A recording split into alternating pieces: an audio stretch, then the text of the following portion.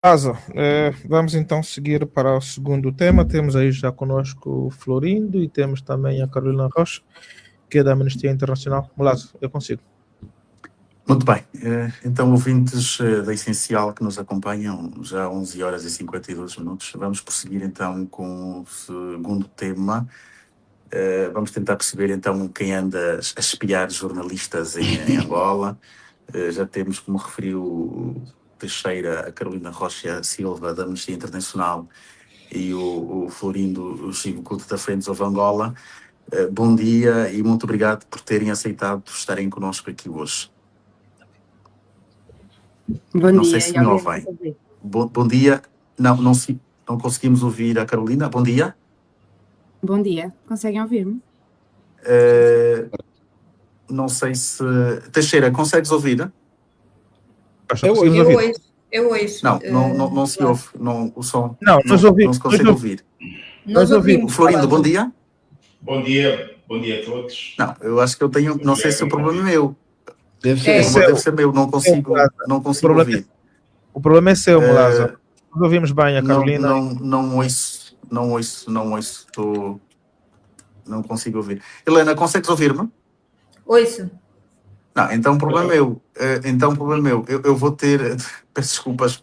Acho que o problema meu é técnico.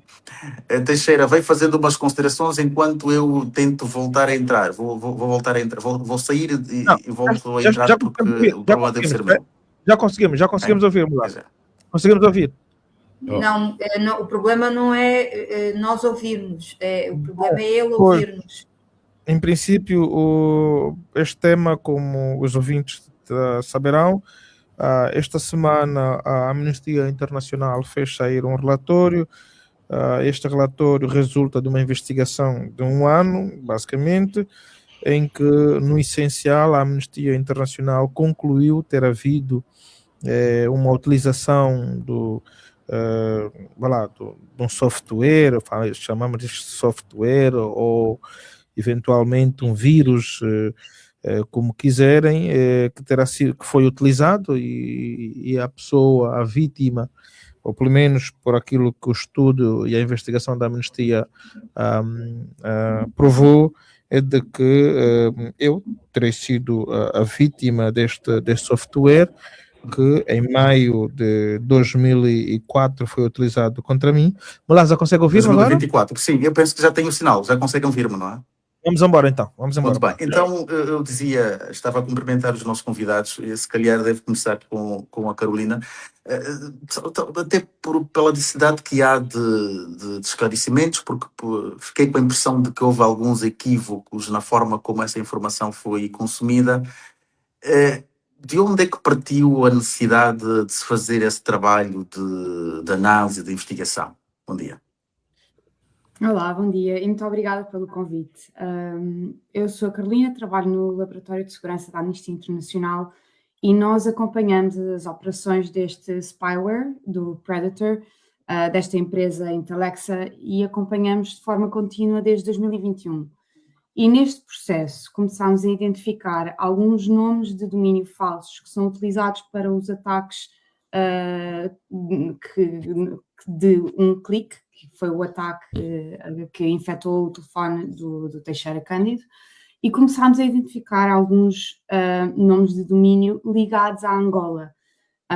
O que acontece neste tipo de ataques do Predator é que as pessoas-alvo, os indivíduos-alvo, recebem um link malicioso e o intuito é clicar nesse link.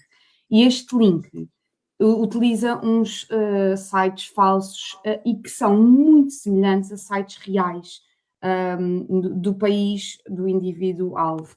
E no caso de Angola começámos a identificar alguns domínios semelhantes ao Jornal de Angola, semelhantes à CNN, semelhantes à TAG, a um banco e mesmo serviços de vendas de vinhos, tudo escrito em português, e foram estas as nossas primeiras suspeitas. E foi isto que nos fez ter necessidade e mais vontade de continuar a explorar. Depois, em 2025, fomos contactados pela Friends of Angola, pelo Miquel Pereira do Expresso também, e pelo Teixeira Cândido com suspeitas. E aí começámos este projeto, que durou cerca de um ano, um pouco mais, que foi inicialmente liderado pela Friends of Angola e pelos nossos parceiros Frontline Defenders, para identificar defensores de direitos humanos, jornalistas, ativistas em Angola, que pudessem estar em risco de ataques de spyware e tivessem alguns sinais, alguns indicadores de que pudessem já ter sido atacados. E foi através deste processo de contacto proativo que conseguimos confirmar forensicamente que Teixeira Cândido foi realmente alvo de um ataque de spyware Predator em 2024, em maio de 2024. Só para precisar, foram investigados vários telemóveis e apenas o Teixeira foi identificado positivo, certo? Certo, o que não quer dizer que as outras pessoas não tenham sido alvos de spyware. Isto é como procurar uma agulha no palheiro. O Predator, o Spyware Predator, é desenhado para não deixar marcas. É desenhado para isso, mas por vezes há falhas no processo. Por vezes há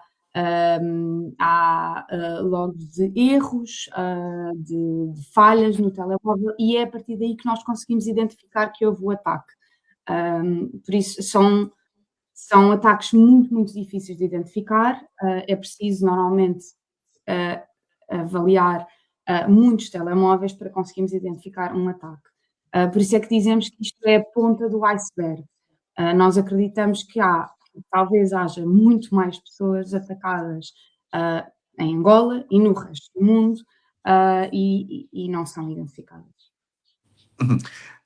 Talvez agora passo a palavra ao Florindo, não me consegui ouvir. Florindo, bom dia, mais uma vez, e obrigado também por estar aqui connosco.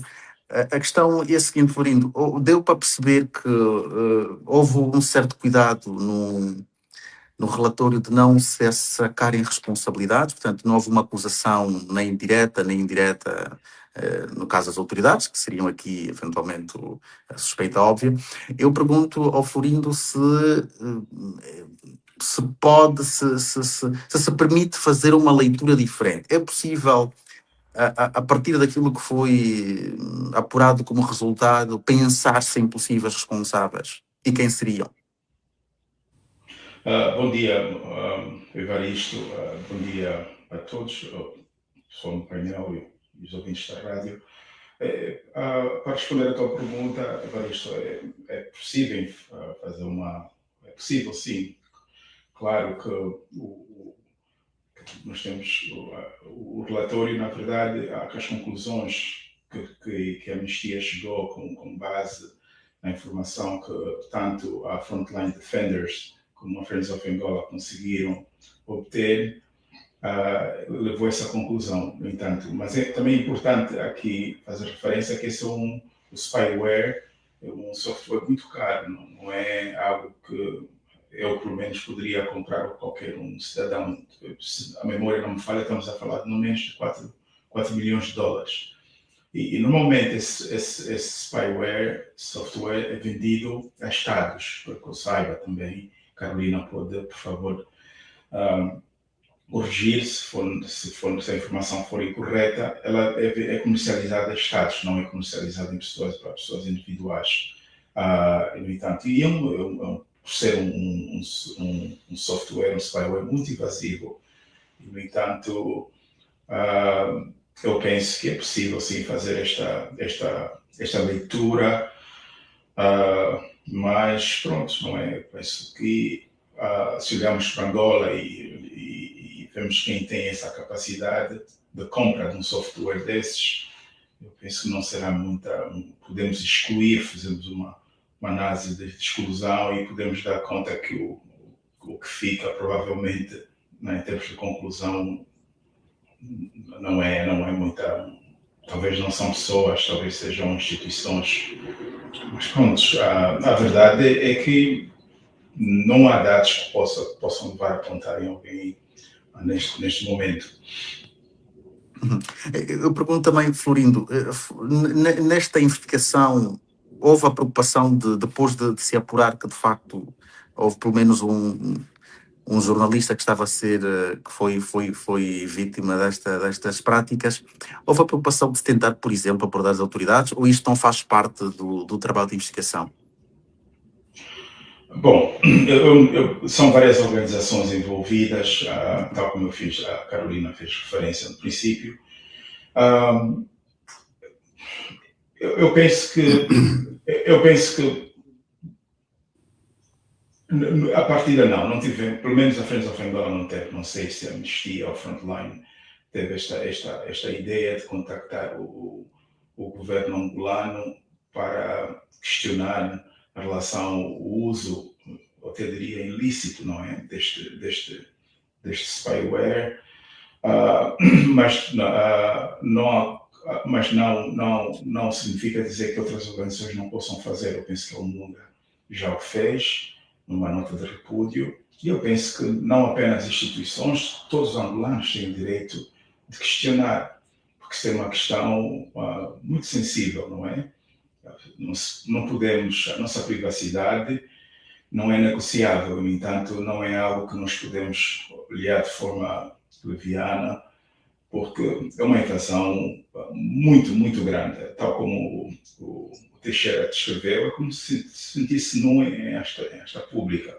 Então é uma questão muito séria e, apesar de nós, na Friends of Angola, não termos pensado, e não sei se a Amnistia tenha pensado, a Frontline Defenders, mas eu penso que qualquer instituição, qualquer angolano deve questionar e o governo angolano, em situações normais, deve vir a público explicar aos angolanos, no mínimo explicar o que é que de facto está a ocorrer em Angola, quem está a espiar a quem, e isso levanta outras questões, porque Angola é uma cidade considerada Smart City, uma cidade inteligente construída por empresas chinesas, e ultimamente tem havido muitas pesquisas em relação a isso, o uso dessas ferramentas. A princípio, ela, em sistemas não autoritários, ela deve ser usada apenas para o crime, combate ao crime, mas não para as pessoas. E quando tem ferramentas tão poderosas em mãos de pessoas com poder político, sem nenhum tipo de transparência, é muito perigoso, Lázaro. Então é preciso termos muito cuidado, questionarmos todos o que é que de facto está a acontecer em Angola. Muito bem. Carolina, antes de ir ao Teixeira, volto a si. É possível dizer-nos se chegou, por exemplo, a aferir que tipo de informação poderá ter sido retirada do telemóvel, o que é que se viu, o que é que se poderá ter visto? Antes de responder, queria também dizer que nós não contactámos as autoridades porque não fizemos nenhuma alegação direta às autoridades, mas queria realçar que a Committee to Protect Journalists, CPJ, fez o contacto, fez questões às autoridades e queria realçar que a resposta, isto foi antes do relatório ter sido publicado, a resposta foi que não tinham conhecimento destas situações, mas que poderiam comentar quando mais detalhes sobre o ataque fossem públicos. Queria apenas acrescentar esta informação. Desculpa, a questão... Perguntava se foi possível saber se, por exemplo, a que tipo de informação se teve acesso do telemóvel do Teixeira. Infelizmente não temos acesso a que tipo de informação com exatidão, sabemos apenas que tipo de informação é possível aceder. E este tipo de spyware predator é um spyware que nós chamamos altamente invasivo, porque assim que o telefone é infectado com este vírus, é possível ter acesso total a todos os dados que são armazenados ou transmitidos a partir do telefone que foi atacado. Isto inclui acesso ao microfone, ligar e desligar o microfone, igual com a câmara, ligar e desligar a câmara, acesso a mensagens, incluindo mensagens em serviços de conversa encriptados como WhatsApp, fotografias, palavras-passe, e-mails, qualquer tipo de dados sensíveis armazenados no telefone. Por isso é um tipo de spyware altamente invasivo e totalmente incompatível com os direitos humanos, e é por isso que a Anistia apela a que seja banido, totalmente banido. Muito bem. Sim. Teixeira, talvez um testemunho. Em algum momento sentiste alguma necessidade de. Ou aconteceu alguma coisa qualquer que te levou a pensar que possivelmente estarias a ser alvo deste spyware? O nosso companheiro David Boio partilhou conosco um relatório que talvez nos permita dar uma imagem, não é, da preocupação hoje que prevalece na sociedade. A Afrobarómetro fez um estudo em 2024 e que perguntava se os angolanos os angolanos têm tido preocupação, ou pelo menos andam preocupados, ou suspeitam que, por exemplo, os seus dados, ou os seus telemóveis, ou os seus devices têm sido utilizados ou atacados. E 62% dos angolanos, segundo o estudo da Afrobarómetro em 2024, dizem que sim. Ora, por maioria de razão, nós jornalistas temos exatamente essa percepção, ou a impressão de que, de alguma maneira, o nosso trabalho tem sido vigiado. Quais são os grandes sinais que eu, em particular, tive? Como saberão, enquanto líder do Sindicato dos Jornalistas Angolanos, e naquele período, depois de termos feito aquele movimento reivindicativo para a melhoria dos salários na comunicação social, a sede do Sindicato dos Nossos Angolanos, em 2022, foi assaltada sucessivamente por 3, 4 vezes, e de lá levavam apenas computadores, por um lado. Por outro lado, estarão recordados os ouvintes, e porque também o sindicato fez uma nota pública em relação a esta matéria, o nosso colega do jornal Expansão, João Armando, também viu a sua residência assaltada. Nunca arrombavam as portas, portanto, mesmo nunca arrombavam as portas, e de lá levaram também o computador. A nossa colega da agência Lusa, a Raquel Rio, também viu a sua residência assaltada, e de lá também levaram o computador. Como disse, nunca arrombavam a porta. Como é que eles entravam? Ninguém sabe explicar. Portanto, era um sinal evidente de que essa situação podia ter se estendido eventualmente a outros níveis. Eu, em particular, recebi uma mensagem na sequência dos assaltos à sede do sindicato, uma mensagem anónima, em como perguntavam se eu tinha visto o que eles tinham feito. Ou seja, parece-me subtilmente, me estavam a perguntar se eu tinha noção de quão capazes eles eram. Portanto, estavam aqui, obviamente,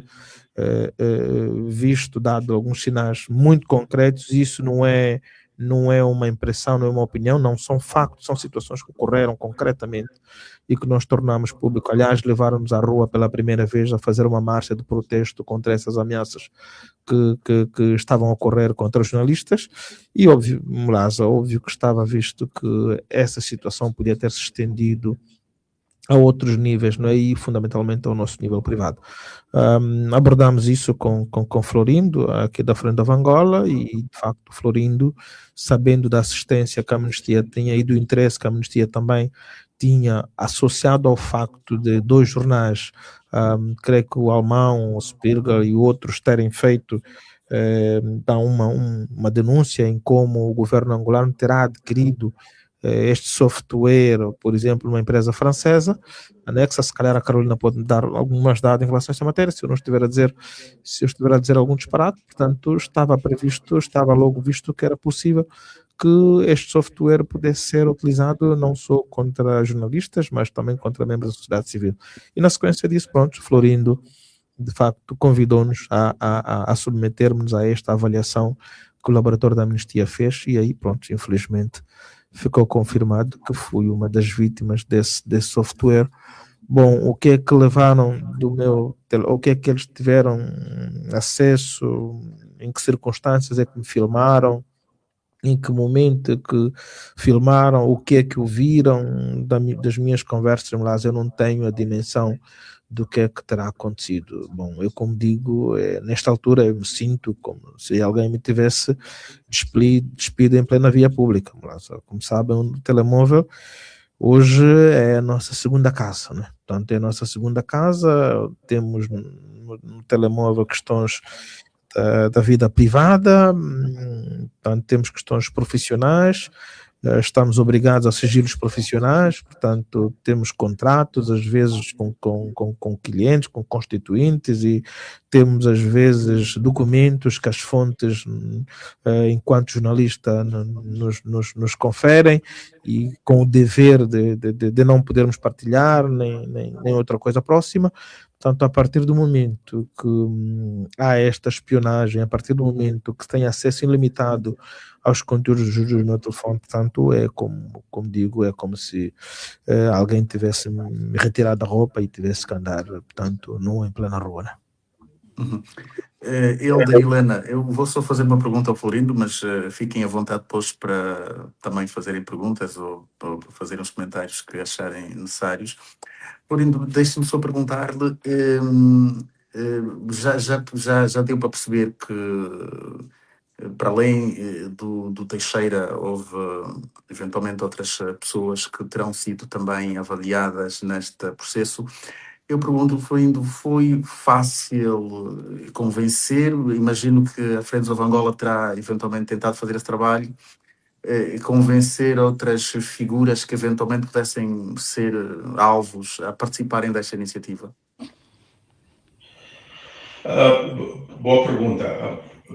Não foi fácil, Moleza, não foi fácil, mas também deixa-me só aqui agradecer mais uma vez ao Teixeira Cândido, que ele confiou em nós, e praticamente ele entregou a sua vida, o seu telemóvel, a Friends of Angola, e foram múltiplos encontros. Na superfície parece que foi apenas um encontro, mas tem uma história por detrás disso muito grande. Horas e horas juntos, e no entanto vários encontros, mas o Teixeira, desde o primeiro contacto, ele sempre mostrou-se disponível, e nós agradecemos pelo facto de ter confiado em nós, tanto na Friends of Angola como as organizações que estavam envolvidas desde o princípio, que neste caso a Amnistia e a Frontline Defenders. No entanto, há pessoas que não aceitaram, e eu percebo perfeitamente.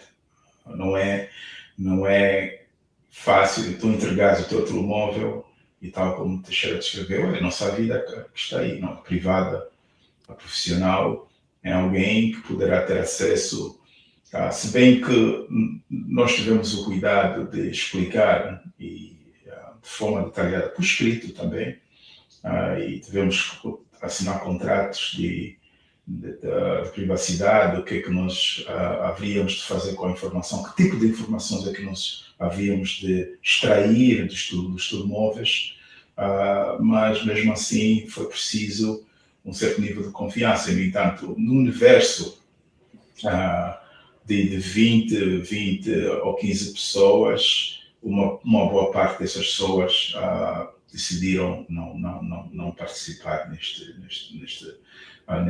processo. Mas deixa-me só dizer, muito rápido, que a jornada, o meu interesse em aprender sobre spyware é interessante. Começou em Accra, bastante de casa. Foi numa conferência que eu participei, conheci lá também uma da sociedade civil, incluindo alguém que nós conhecemos em comum, eu e a Carolina, que é o Jonathan, do consórcio Comitê de Proteção de Jornalistas, e foi aí onde eu aprendi e interessei-me, e depois comecei a olhar para os relatórios da Amnistia. Claro que a Amnistia já tem uma experiência muito longa neste trabalho, mas começou tudo em Accra. A jornada começou em Ghana, Accra, e no entanto, prontos. O grupo não foi muito grande, foi um grupo pequeno, porque também nós tínhamos que ter cuidado. Sabes que o problema de sigilo, Angola é um país de rumores, não é? Como um amigo meu diz, muitos rumores, quer dizer, e às vezes tínhamos que ter muito cuidado também para não colocar a segurança das pessoas em jogo. como é sabido, o sistema securitário que nós vivemos em Angola. E, no entanto, mas se nós tivéssemos um grupo maior, provavelmente o resultado seria diferente. Estou a dizer isso apenas para talvez dizer ou repetir o que já foi dito, que é provável o que aconteceu, o que Teixeira é uma vítima, mas talvez seja apenas aquilo que os americanos falam, tipo do iceberg, né? Apenas a ponta do gelo, que existem outras vítimas. Mas também é importante aqui esclarecer o grupo-alvo. Não foram políticos. Os políticos, infelizmente, foram excluídos da parte do programa, mas apenas membros da sociedade civil e jornalistas, alguns que tinham as características provavelmente de serem vítimas deste spyware. Carolina, se calhar também penso um comentário sobre essa questão da segurança, o facto de muitas pessoas terem desistido, porventura, aqui receio da partilha de dados. Que tipo de garantias é que, neste caso, a Amnistia faz parte do trabalho técnico, laboratório? Que tipo de garantias é que, de facto, podem ser dadas às pessoas em como podem confiar no processo, podem participar, para se ter, eventualmente, uma dimensão mais próxima do que se passa, de facto, no país? Claro, em primeiro lugar, o nosso trabalho é feito remotamente, por isso nós não temos, do nosso lado, nós não temos os telemóveis físicos. E em segundo lugar, nós nunca recolhemos dados pessoais, nós não temos acesso às mensagens, às imagens, às comunicações. Nós recolhemos os dados técnicos, o código que está no telemóvel, e é aí que nós encontramos os dados. Em caso de ataque, encontraremos aí os erros deixados neste caso o Predator, de que houve um ataque. Mas é sempre com base no código. E não com base nos dados que estão armazenados, os dados ou os documentos armazenados no telemóvel. Por isso nós não temos acesso à informação privada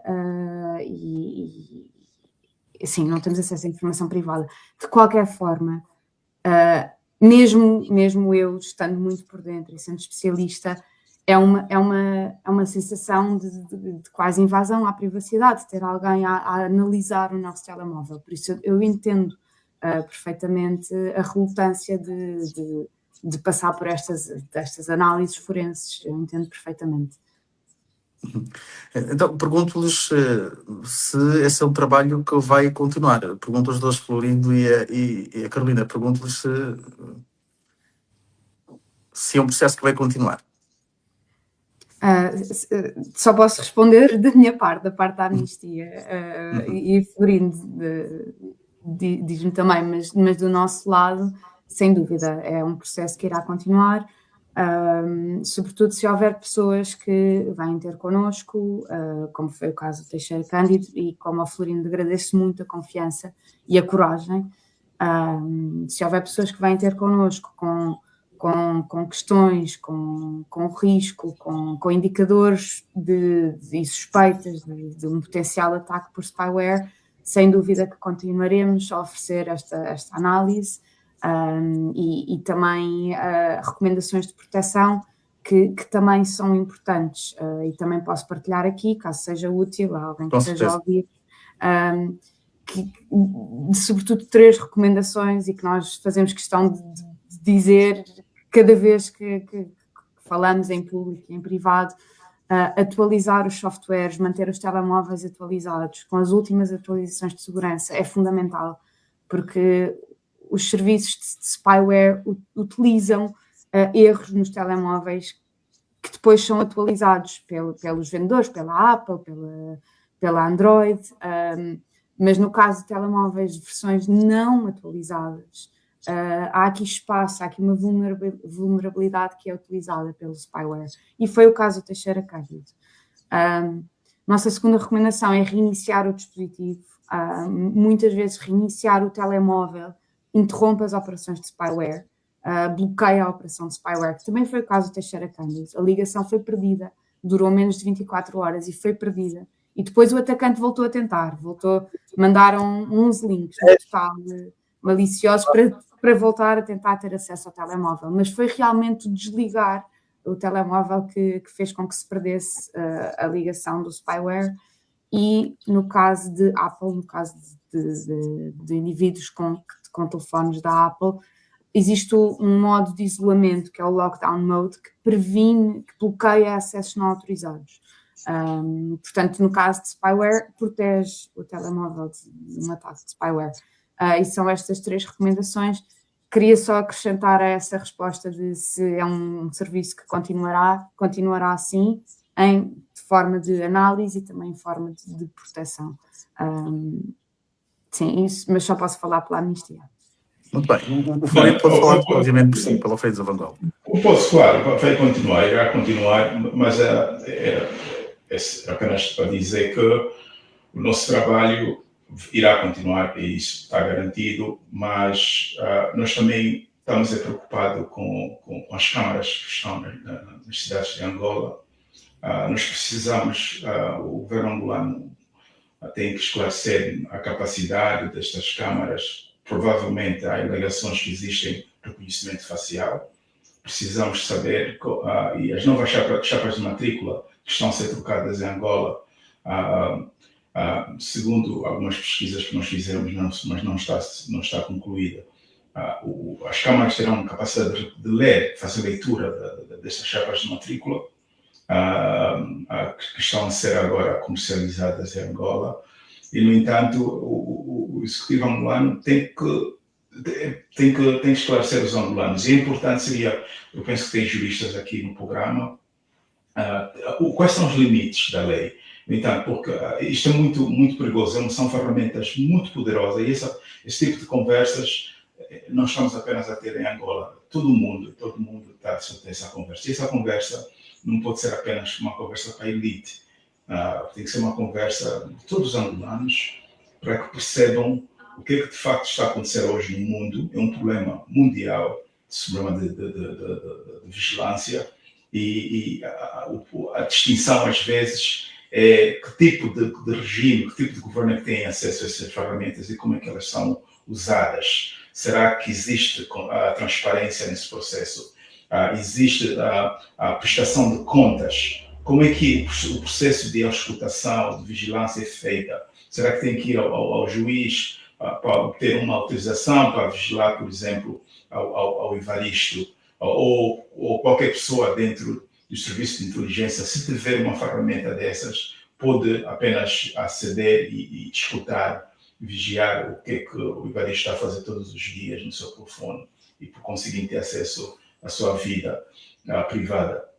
No entanto, nós temos que ter essa conversa e essa conversa tem que continuar. Temos que questionar, o executivo angolano tem que dizer aos angolanos, porque há alegações que em algumas manifestações, pelo menos algumas vítimas, denúncias que nós recebemos, que parece que estavam a ser usadas câmaras de vigilância que depois as pessoas em suas casas eram detidas. No entanto, isso também é vigilância, não é?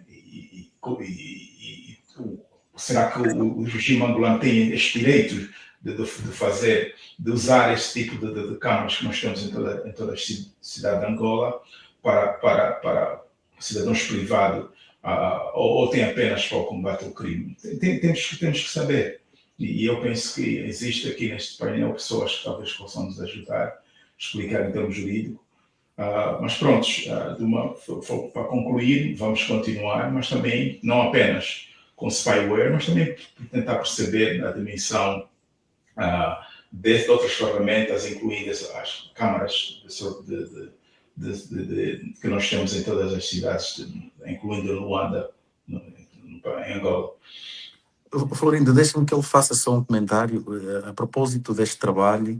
nas muitas conversas que eu fiz até agora, uma questão que me chamou a atenção, daí ter feito a pergunta como fiz a Carolina, é o tal receio de exposição, não é? As pessoas têm a ideia de que o trabalho do laboratório passaria por verificar mensagens, olhar fotografias, olhar vídeos, o que for, portanto, um acesso total ao telemóvel.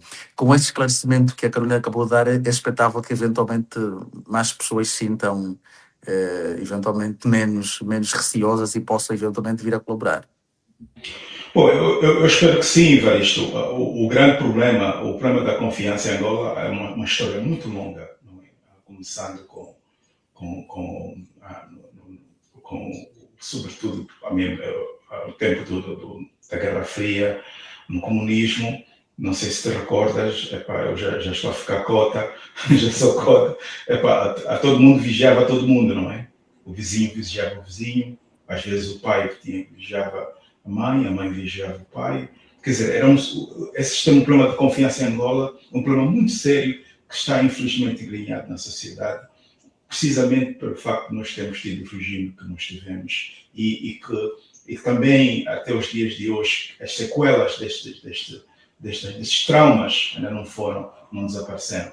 Mas deixa-me só dizer que eu acredito que sim, essa explicação da Carolina, espero que ajude, mas também nós gostamos de reafirmar aos angolanos que quando nós temos acesso aos dispositivos, por isso é que nós assinamos o documento que dá a autorização de extrair apenas um tipo de informação muito específica, e se ao contrário acontecer, tem o direito de nos levar ao tribunal, precisamente por causa do contrato que nós assinamos com os voluntários. Mas a questão da confiança é algo sim que deve ser.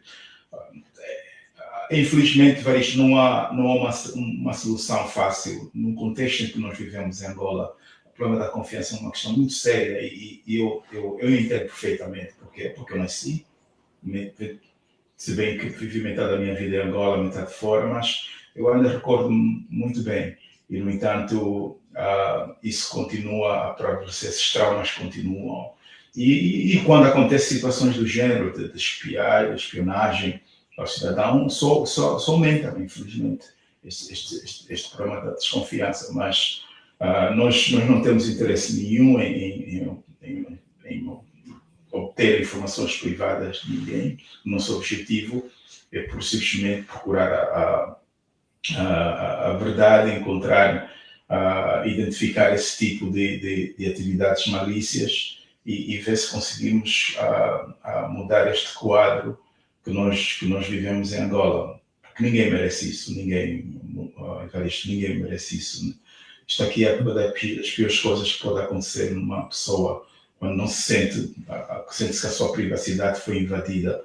Imagina, não é? E nós temos os nossos telefones em todo lado, no nosso quarto, na mesa, para contarmos com a família, conversar. No entanto, é a nossa vida que aí está e que a ideia de que ela está a ser exposta a certas pessoas sem a nossa autorização, isto não é um bom sentimento. Teixeira, finalizo contigo esta parte. O que é que vais fazer a seguir?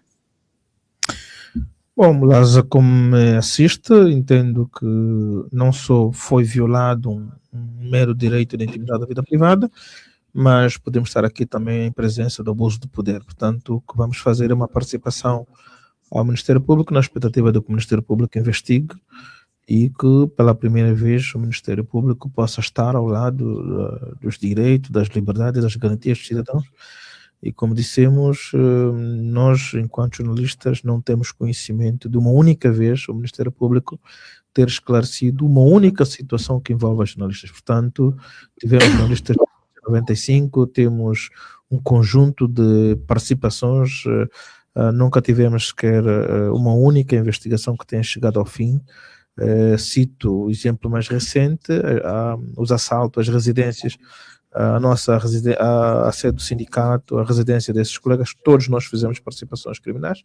O certo é que não se esclareceu sequer se foi sei lá, um crime de oportunidade ou foram pessoas eventualmente ligadas ao Estado que andaram a assaltar as residências. Nós nunca tivemos esclarecimento. Portanto, assim como não se sabe sequer quem matou em 95, portanto, o jornalista Rafael Marques, portanto, ou Rafael Marques, Ricardo Melo. Portanto, esta é a situação. Como digo, nós temos que fazer essa participação enquanto cidadãos, confiar que algum dia, pelo menos, o Ministério Público lembrará-se que tem um papel diferente daquele que vem desempenhando fundamentalmente quando estão envolvidos jornalistas.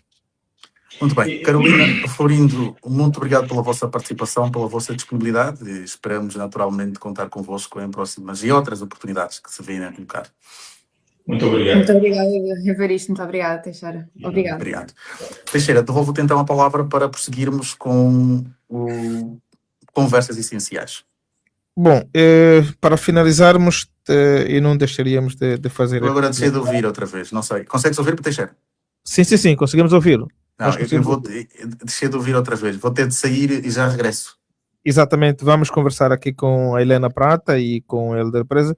Portanto, Helder e a Helena terão, de facto, tido acesso ao comunicado, vamos lá dizer, das autoridades de transição da Guiné-Bissau, não é, que classificaram Angola como um país que realiza eleições fraudulentas com processos viciados, isso em reação ao comentário que o presidente João Lourenço fez nas vestes do presidente da União Africana.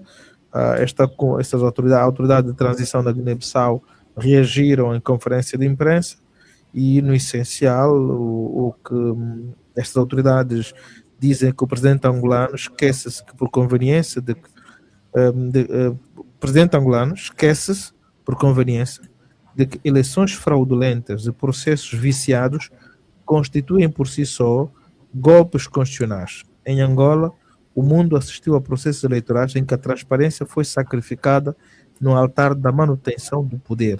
E diz esta autoridade, ou portanto em conferência de imprensa, diz que quem governa sobre a sombra da fraude não pode apontar o dedo a crises de legitimidades alheias. A Guiné-Bissau exige respeito. Antes de olharem para a Bissau, estes líderes devem olhar para os seus próprios problemas internos. Portanto, ninguém pode dar lições de democracia quando usa a própria democracia como máscara para o autoritarismo, não é? Conclui o comunicado assim no essencial destas autoridades. Portanto, esta é a reação que os guineenses tiveram às declarações do presidente João Lourenço. Helder Preza. Quer dizer, vocês não têm autoridade moral, não têm lições para dar aos guineenses. Bom, aí cabe parafrasear quem tem telhados de vidro, né? Portanto, vamos lá ver. Eu olho para este, se lhe posso chamar conflito diplomático, de forma...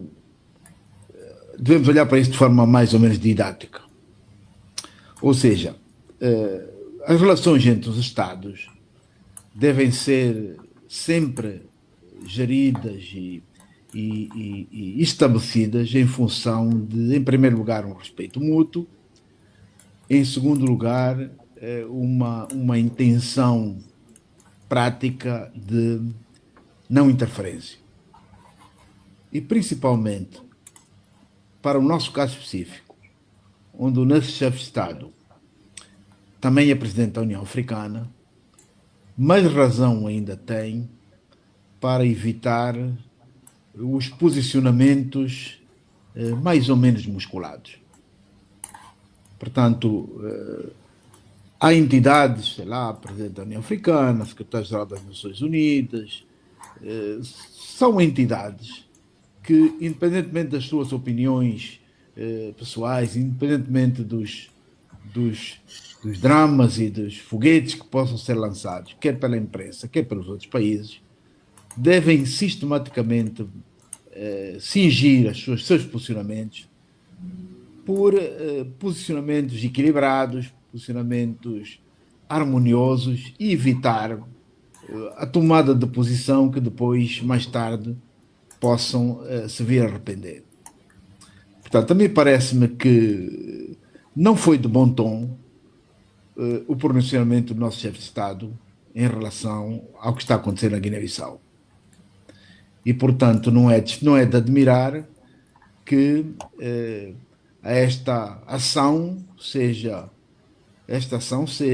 secundada por uma reação mais musculada, mais incisiva e com, inclusive, a utilização de uma fraseologia que talvez não seja a mais adequada para a relação, primeiro, entre dois países africanos, segundo, entre dois países da CPLP, terceiro, entre dois países que sempre primaram por uma relação harmoniosa e uma relação de irmandade. Se, mesmo nas nossas famílias, quando um de nós eventualmente se porta menos bem, é preciso muito cuidado quando a gente aponta erros, quando a gente aponta falhas, mais razão temos ainda para, numa relação entre países, existir essa ponderação na linguagem, para não corrermos o risco de posições extremadas que depois são mais difíceis de gerir e às vezes sem resultado prático nenhum. Portanto, sim. Não, Helder, por favor, pode continuar, pode concluir. Não, portanto, agora daqui para frente acredito que vão surgir ações e reações mais ou menos no mesmo tom, a não ser que algum dos lados tenha a ponderação necessária para parar, deixar a poeira sentar e tentar, de uma forma ou de outra, harmonizar uma relação que, na minha ótica, deve ser sempre o mais harmoniosa possível. Nós podemos ou não concordar com aquilo que está acontecendo na Guiné-Bissau, cada um de nós terá a sua visão sobre os acontecimentos. Agora, temos que entender que, se por um lado nós temos obrigações de solidariedade e de defesa de alguns princípios que nós gostaríamos que fossem generalizados, por outro lado temos que respeitar as realidades de cada nação, temos que respeitar os posicionamentos dos seus cidadãos e, portanto, temos que ter margem para que deixemos os guineenses resolverem os seus problemas e, quando eventualmente tivermos que intervir, que seja uma intervenção no sentido de conduzir a harmonia e uma solução efetiva do problema e jamais com a intenção de, ou pelo menos com, ainda que não seja a intenção reiterada, mas com o propósito de levar mais acirramento das diferenças e das divergências que possam haver entre as diversas partes. Helena, esta reação dos guineenses não apelam para os governos, fundamentalmente aqui para o governo angolano, uma introspeção em relação à forma como realiza eleições, em relação à forma como trata a nossa própria democracia, ou seja, não é uma chamada de atenção de que precisamos melhorar antes de nos afirmarmos como arautos ou pessoas que podem dar lições aos outros. Há uma expressão que é usada muito no vernáculo, em vernáculo, que é tapa com luva de pelica, que é exatamente isto, nós antes de arrogarmos o direito ou a autoridade moral de arrumar a casa do vizinho, temos que arrumar a nossa própria casa, não é? É como disse o Helder, quem tem telhados de vidro não pode atirar pedras para o telhado do outro. Agora, eu não sei se isto terá algum efeito. Sinceramente, eu penso que as nossas autoridades estão tão anestesiadas que por isso simplesmente não reagem nem ligam a qualquer crítica, a toda e qualquer crítica. A única coisa que eles prestam atenção são os elogios, não é? As autoridades da Guiné disseram uma coisa que é óbvia, né? Por muito que não gostemos do que lá se está a passar, bom, nós também não temos moral para apelar ao que quer que seja ou criticá-los.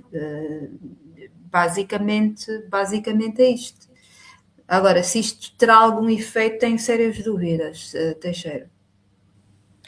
Mulaza, isso significa que quem vai para cargos como presidente, por exemplo, da União Africana, deveria ter eventualmente essas questões, essas tarefas de casa completamente resolvidas, ou seja, deverá ter alguma idoneidade para poder ser exemplo e ser modelo e ter alguma autoridade, tanto no espaço público.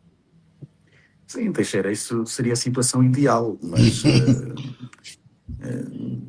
no contexto africano não seria muito fácil termos propriamente muitas figuras com esse perfil, não é? Porque o problema que nós vivemos em Angola, infelizmente, é um problema praticamente africano, não é?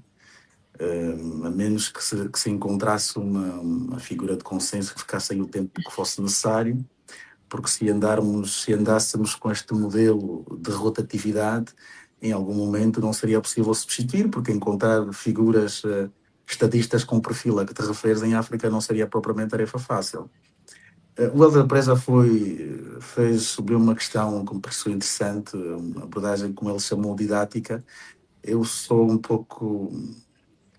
Não sei, talvez eu coloco isso de forma muito simplista. Eu acho que isto é como dizia ontem, uma conversa de golpistas contra golpistas e não nos diz respeito, não é?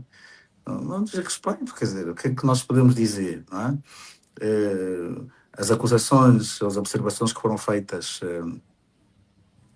pelos militares guineenses, não há nada que qualquer um de nós não tenha ainda dito. Portanto, o nosso governo, o governo é ilegítimo, o regime é ilegítimo, as eleições em Angola são fraudulentas, portanto, todos nós o dizemos, por todas as vicissitudes que as comprometem, como é evidente.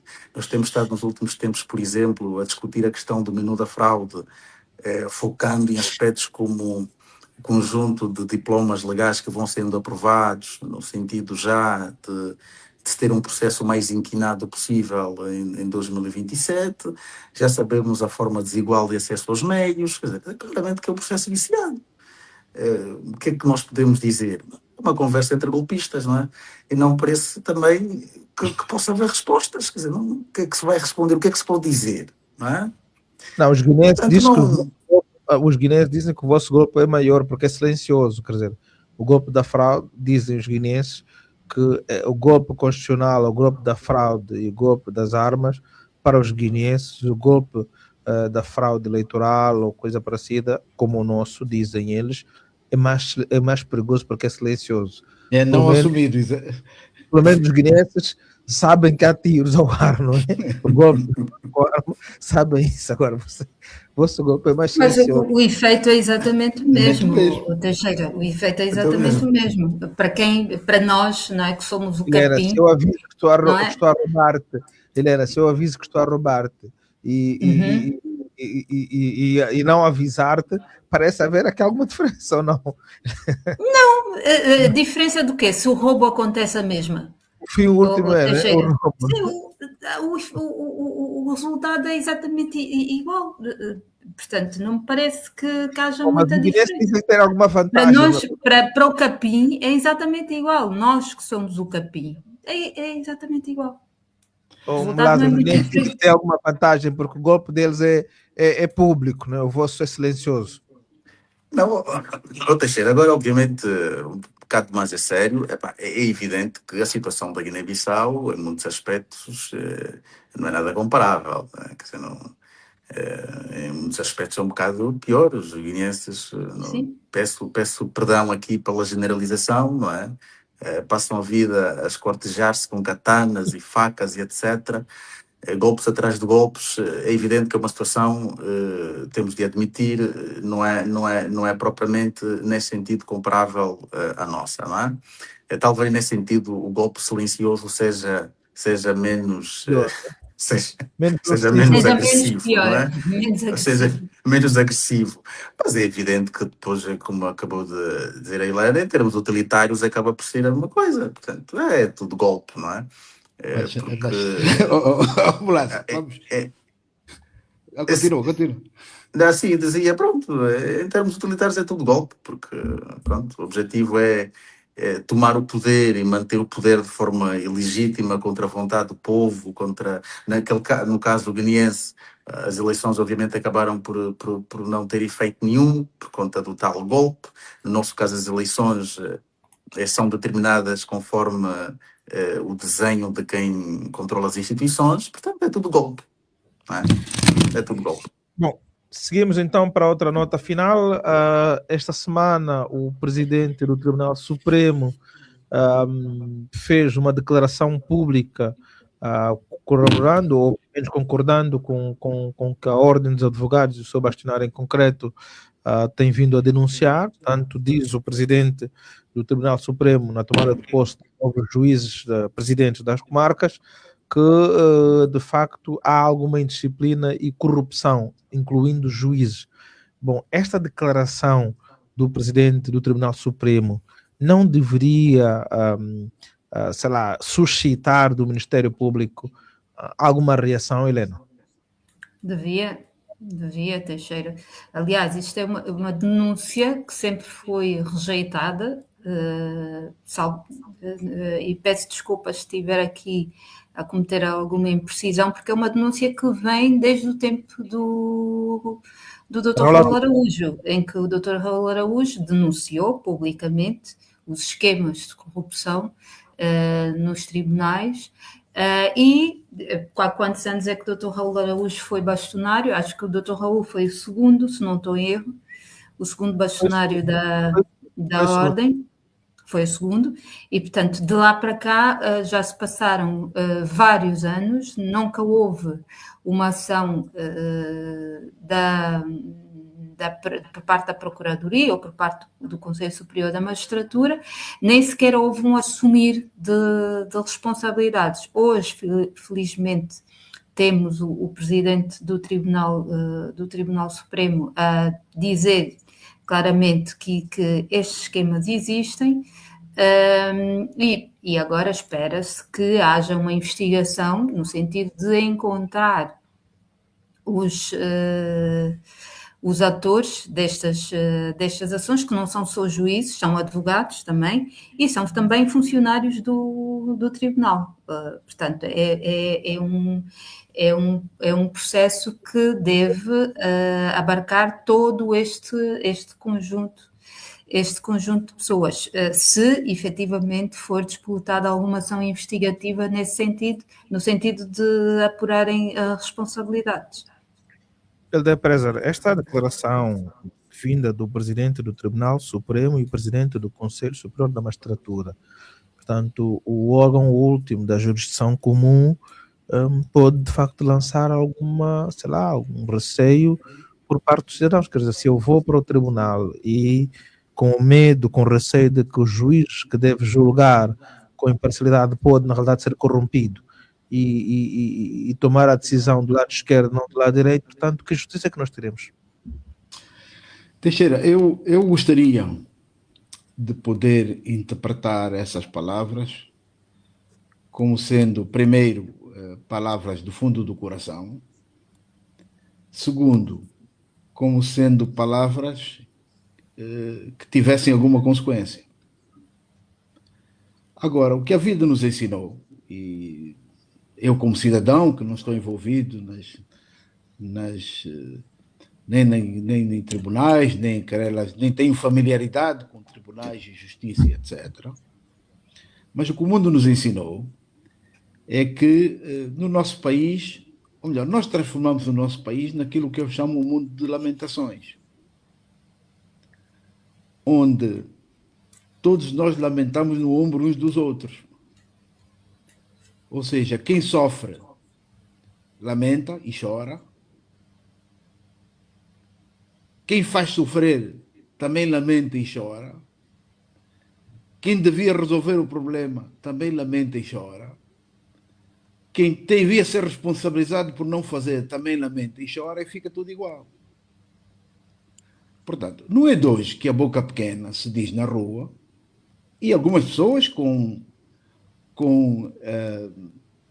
exemplos e com casos específicos que os nossos tribunais, e obviamente há exceções, não podemos generalizar isso que seja de A a Z, mas desde juízes, procuradores, funcionários, advogados e etc., o que ademais são cenas recorrentes de casos ímpios, desde compra de sentenças, desde advogados que fazem conluio com as duas partes, desde, sei lá, procuradores que também se entram em esquemas, desde juízes que lutam, ou de procuradores que lutam, ou juízes que lutam entre si, porque um recebeu menos do que o outro queria, e coisas assim do género. Agora, a questão que se põe não é levantar o problema. E se levantar o problema, mais ou menos todos nós sabemos que o problema existe. A questão que se põe é o passo seguinte. Quem é que vai tomar isso a peito e vai implementar no país todo um conjunto de ações que se destinem, no mínimo, a reduzir ou a diminuir as consequências destes casos, dos casos de corrupção nos sistemas de justiça? Porque o risco de qualquer um de nós precisar do sistema judicial para resolver uma querela e esse sistema poder ser viciado por uma das partes é evidente. Portanto, a não ser que estas palavras não sejam palavras vãs e elas correspondam a ações subsequentes para que se ponha termo ao quadro que se vive hoje e que nada indica que amanhã seja melhor, tudo isso não vão passar de palavras que vão ficar por aí mesmo e depois tudo continua igual. O que eu espero é que as entidades competentes ouçam e interpretem essas palavras de forma séria e tratem de implementar todo um conjunto de mecanismos no sentido de reduzir e alterar o quadro que se vive hoje.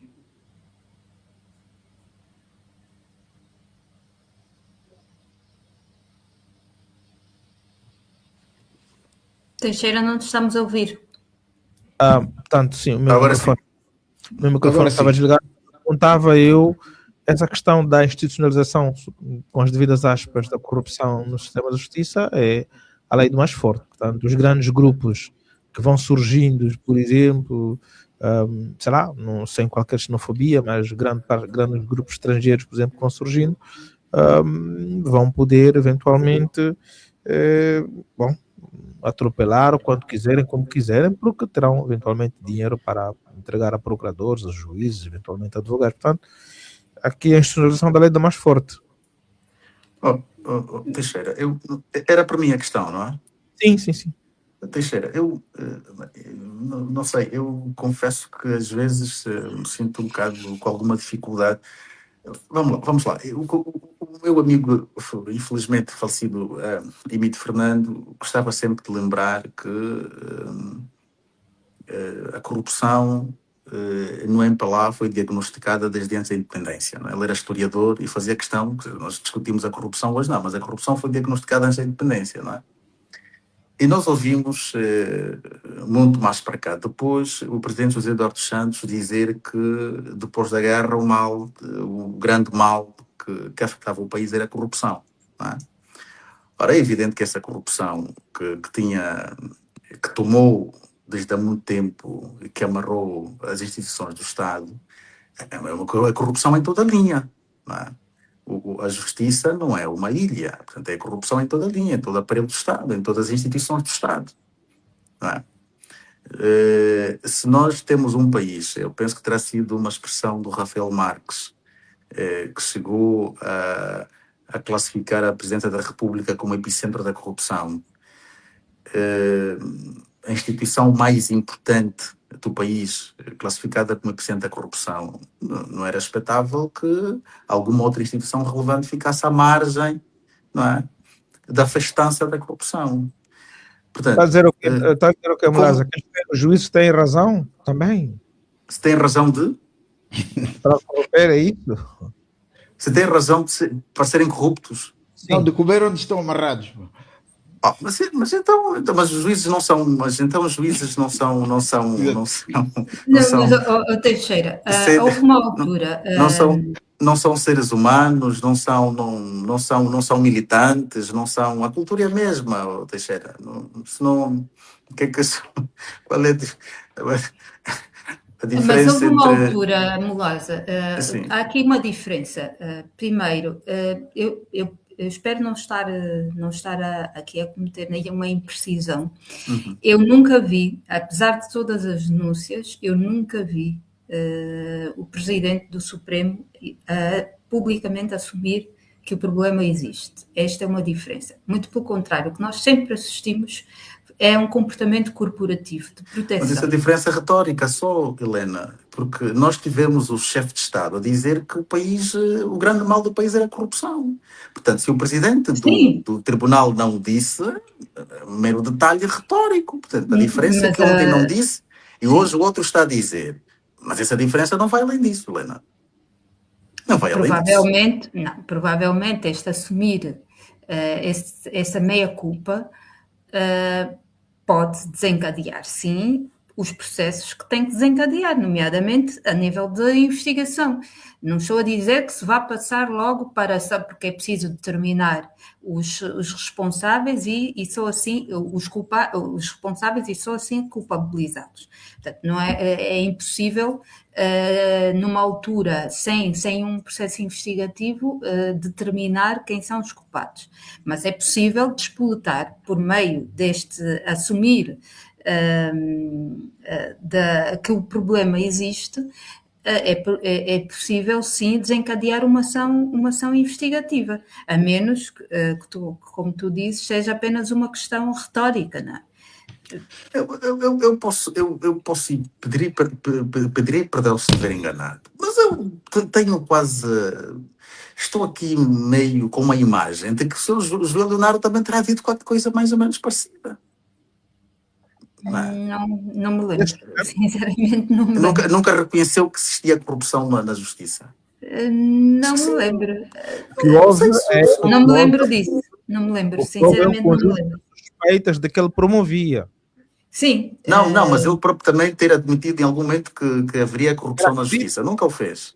Que era cabrito? Não me lembro. Isso não tem relevância nenhuma. Eu não acredito que por conta de uma declaração destas do Presidente do Tribunal Supremo que sirva agora para, de repente, o sistema desperta e agora toca andar com processos, toca andar a investigar. Não é o sistema a despertar, é a própria magistratura que tem que dar o devido impulso. Pronto, eu penso que isso terá partido de uma investigação preliminar. Porque o Presidente do Tribunal Supremo não iria fazer uma declaração dessas se não tivesse já alguns indícios de que o problema existe e, eventualmente, de quem seriam os atores, ou os principais atores deste problema. Parece-me. Sim. Então o Presidente não devia ter dito, olha, detectamos isso, e o procedimento disciplinar é este, em relação a estas pessoas. Mas para isso tem que haver uma ação de investigação mais aprofundada, acho eu, não é? Helena, como é que se vão determinar os responsáveis? Helena, isso é uma ladainha. Olha, e se nós quisermos fazer aqui um paralelo com o que acontece, por exemplo, no Executivo, nós volta e meia temos o Ministro de Estado e chefe da Casa Militar a denunciar coisas. Transformou-se num grande denunciante ou denuncista, o que for, não é? Whistleblowing, não é? O que é extraordinário. Olha, temos generais que roubam, temos generais que levam petróleo, temos generais que desviam combustível. Onde é que isso anda? Não Helena, isso não... Quer dizer, pronto, eu compreendo. É bom que tenhamos alguma fé, não é? Não custa nada ter um bocadinho de fé, né? Agora estou aqui a brincar com as pessoas, pelo Teixeira. Isso é brincar com as pessoas. Aquilo é o que o Helder dizia. Isso tem importância. Porque não é... isso teria alguma importância se efetivamente esse tipo de declarações fossem acompanhadas com coisas de facto palpáveis, visíveis, com resultados. Não é? Agora, dizer só que aqui há corrupção, isso é brincar com as pessoas. Não tem nada de especial, de novo. Plaza, tu és homem de pouca fé. Tu és homem de pouca fé, vamos, amor. Não, eu estou como Lázaro.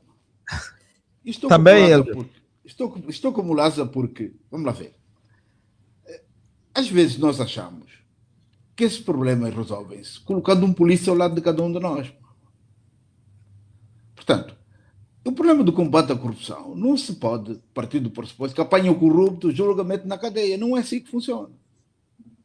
Portanto, enquanto você não tiver a montante todo um sistema que previna que isso aconteça, isso vai acontecer. Então que libertem os meninos da GT, né? Ou não? Não, aliás, os meninos da GT deviam nos servir de exemplo. Não, que libertem-nos, não. Se o Não. Cabrito Commons está amarrado, se é oficial, se é especializado. Bom, eu desde o Liberta- dia, Assim, nós estamos a brincar, mas eu desde o dia que eu repara, vi um alto responsável a dizer que a gasosa é um entendimento do cidadão e o polícia, está tudo certo. A Que a questão que se terra põe não aqui, seja a questão que se põe aqui, se você é um agente do Estado, polícia, juiz, o que quer que seja, quais são os mecanismos que o Estado tem para assegurar-se que a primeira tentativa, você não precisa de ser corrompido, a primeira tentativa de corrupção você é apanhado? Nenhuma. Portanto, as coisas só acontecem a jusante quando a corrupção aconteceu. Agora, o Estado tem a obrigação de ter mecanismos de controle para evitar que as coisas aconteçam. E as pessoas precisam de saber que esses mecanismos existem. Agora, se o mecanismo não, e montar um mecanismo não é tarefa fácil. Portanto, o mais fácil é mesmo se o povo não deixar a coisa denuncia. acontecer. E deixar a coisa acontecer, depois as pessoas denunciam. O Helder, diz aqui um dos nossos internautas que o Cabrito Commons está amarrado, mas depende do capim, não é? Não, e depende do tamanho da corda. Não, mas temos aqui temos níveis diferentes de corrupção e de apropriação indevida. Não, são as cordas mais compridas. Exatamente, nós temos, assim, um dos problemas, eu tive há pouco tempo a estudar alguns casos de sucesso no combate à corrupção, ou pelo menos na redução dos índices de corrupção, e um deles é Singapura. Uma das medidas que foi tomada, isso já estamos a falar de 1962, foi estabelecer penas, primeiro, regimes de fiscalização e estabelecer penas severas para os respectivos crimes. Mas também a outra parte da moeda é o facto de se terem instituído os regimes remuneratórios extremamente aliciantes para a função pública, para além de se ter investido na educação e na valorização do capital humano. Portanto, a remuneração tem um peso muito significativo no combate à corrupção. Mas nós também percebemos que alguns níveis de corrupção e alguns níveis de apropriação ilícita do erário público já não têm a ver com uma boa remuneração. Tem a ver com o facto de existirem pessoas que vivem muito acima daquilo da sua capacidade financeira. E tem a certeza da impunidade. Portanto, há aqui um somatório de fatores, mas acho que para já nós podemos começar por estabelecer penas mais severas e, por outro lado, remunerar melhor o funcionário público. Ou responsabilizar todos, Helena. A questão é... Sim, também. Não, quando nós... Todos. Responsabilizar, e isso passa pela responsabilização de todos os envolvidos, porque não estamos só a falar do agente, estamos a falar de todos os envolvidos no processo. Diz? É provável que no dia seguinte podemos acordar sem governo, ou não, Helena? Sim, sem sombra de dúvida. Teixeira. Mas é preciso tomar decisões que efetivamente nos levem a um caminho de pelo menos redução dos índices de corrupção. Mas enquanto tivermos este regime, este governo e estas coisas, é preciso esquecer isso, Helena, não vale a pena. As coisas não acontecem, não vão acontecer Sim, por isso é acaso. verdade. Não. Exatamente. Enquanto as coisas, enquanto for isto, enquanto não é possível. Mas é Não é tal coisa, possível. andamos aqui com uma pescadinha de rabo na boca, não é? Exatamente. Andamos em círculos. Costuma-se dizer que um problema só é problema porque a solução não é fácil. E normalmente a solução não corresponde a uma medida. Corresponde quase sempre a um processo de várias medidas, e esses sim poderão eventualmente conduzir à solução. A corrupção é um problema sério. Não é um problema exclusivo de Angola, é um problema generalizado pelo mundo fora. E existem, pelo mundo fora também, exemplos, e a Helena deu o exemplo de Singapura, de como é que se combate a corrupção. Agora, combater a corrupção significa começar pelo mais alto magistrado da nação, que tem que vir e não pode vir com conversa de que marimbondos, não sei o que, uns atrás dos outros. Tem que vir com exemplo. Com exemplo para si, para a sua entourage e para a sua família. Tem que ser o primeiro a dizer: os meus filhos estão avisados que, se acontecer isso, vão ser responsabilizados. Portanto, se eu faço isso com os meus filhos, vamos ter que fazer com qualquer outro cidadão. E isso significa alterar radicalmente toda uma prática que não estou a ver o presente regime a aderir a um processo dessa natureza. Portanto, lamento, mas tenho sérias dúvidas que este posicionamento de um dos mais altos magistrados da nação possa corresponder a alguma coisa prática que possa alterar o quadro presente. Parafraseando Kim Ribeiro, ex-comandante provincial de Luanda, acordaríamos no dia seguinte, não teríamos país, não é? Bom, companheiros, está tudo dito então da nossa parte. Vamos agradecer aos ouvintes por nos terem aturados durante estas 3 horas, e também os técnicos, aqui o David Mujanga, o Nilton Ventura, Edivaldo Malungo e a Julieta Ribeiro, que nos assiste tecnicamente. Hoje não tivemos o David Boio, que teve um descanso, assim como o Paulo Inglês também ainda. Em relação ao Graça, porque muitos ouvintes continuam a perguntar pela presença do Graça, bom, nós estamos a rezar, temos estado a ir todos os domingos e os sábados à igreja, mas queremos de volta aqui o Graça. Continuamos a rezar, a ver se o Graça volta. Portanto, vemos lá. O Graça está de licença sabática. É preciso ter fé, Mulazo. Bom, no Graça podemos ter fé. No Graça podemos ter fé. Pronto, então tenham fé e brevemente, quem sabe, teremos aqui o Graça de volta. Portanto, aos ouvintes, mais uma vez, obrigado por nos terem acompanhado. De hoje a uma semana, Teixeira Cândido, Evaristo Mulaza, David Boi, Paulo Inglês, Frei Angalo, Helena Ferreira e Helder Preza. Cá estaremos para continuarmos a refletir o país. Os ouvintes podem acompanhar em reposição o programa amanhã às 15 horas ou através das plataformas digitais da Rádio Essencial. De hoje uma semana, estamos juntos. Estamos juntos.